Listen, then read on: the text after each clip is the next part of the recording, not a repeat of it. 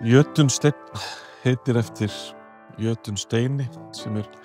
gangstéttarhella sem að B.M. Wallá framleiðir og sagan gerist öll þegar að Jötunsteinn hefur yfirgefið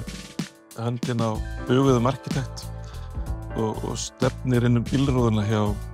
byggingarverktaka sem hefur valdið arkitektinum vonbrigðum og hún gerist öll svona í endurliti frá því að steinninn yfirgefur arkitektinn þar til hann sleikir nefbrottin á verktakann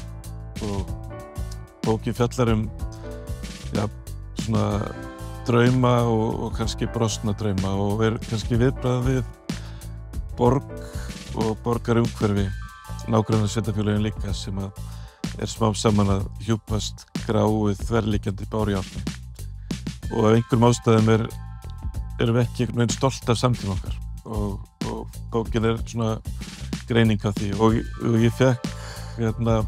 arkitekta Kristján og Kristján hjá Kratz og þeir hönnuðu fyrir mig 2 einbýlishús og 2 blokkir fyrir bókina. Þannig að ég með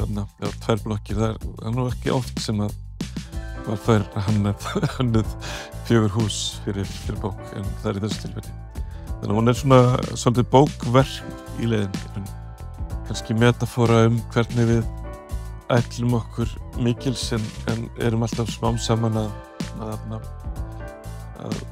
gera meira og meira málamiðlanir og í þessu tilfelli